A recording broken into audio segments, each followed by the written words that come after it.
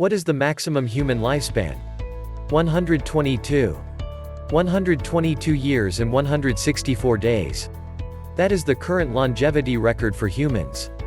That was the age of the French Jeanne Calment when she passed away on August 4, 1997.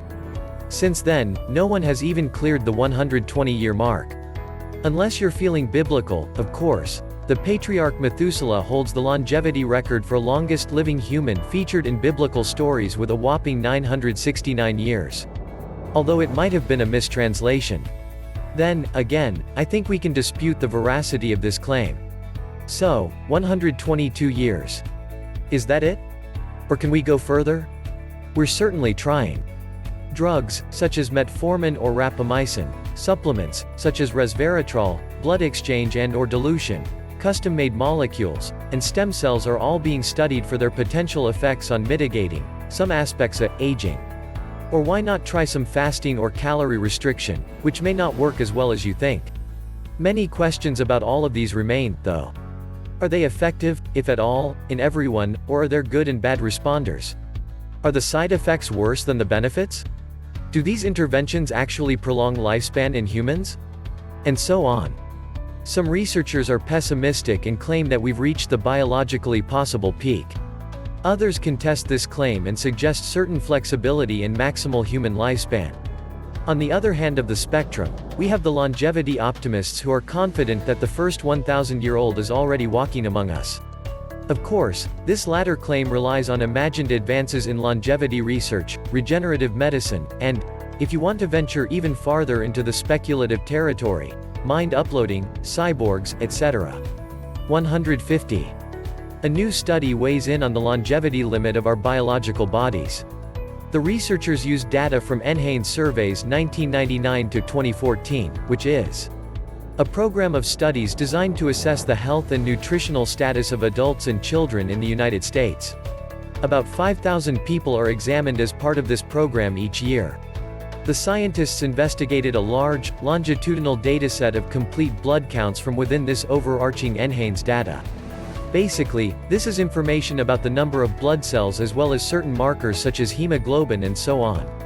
They combined these variables into a single metric, the Dynamic Organism State Indicator, DOSI, and then looked into how this changes with age. Not unlike previous research that used data mining to find aging clocks in levels of blood proteins. And indeed, over the course of a 10-year follow-up, the DOSI was fairly good at predicting chronic age-related diseases. But, interestingly, the baseline DOSI was elevated, equals bad, in people who engaged in life-shortening behaviors such as smoking. The researchers then extrapolated the DOSI data in a few different ways, and this suggested that the equilibration rate and hence the resilience is gradually lost over time and is expected to vanish, and hence the recovery time to diverge, at some age of approximately 120 to 150 y. Oh. That's it, then. 150 years max. Not entirely. Allow me to quote a substantial chunk from the discussion, bold as mine. The proximity of the critical point revealed in this work indicates that the apparent human lifespan limit is not likely to be improved by therapies aimed against specific chronic diseases or frailty syndrome. Thus, no dramatic improvement of the maximum lifespan and hence strong life extension is possible by preventing or curing diseases without interception of the aging process, the root cause of the underlying loss of resilience. We do not foresee any laws of nature prohibiting such an intervention. Therefore, further development of the aging model presented in this work may be a step toward experimental demonstration of a dramatic life-extending therapy. Note the bold sentence fragment. If we let our biology run its course, then 150 years could be the absolute maximum in the best possible conditions. Of course, let our biology run its course is a vague statement. For example, blood pressure medication is widely used. It may also impact your lifespan by protecting you from cardiovascular problems. Is this letting biology run its course, or is this an intervention, or is it an enhancement? But, perhaps, we can move beyond treating age-related issues as and when they arise and begin to focus on intervening in the aging process itself. One could say that age-related problems are symptoms, and aging is the disease.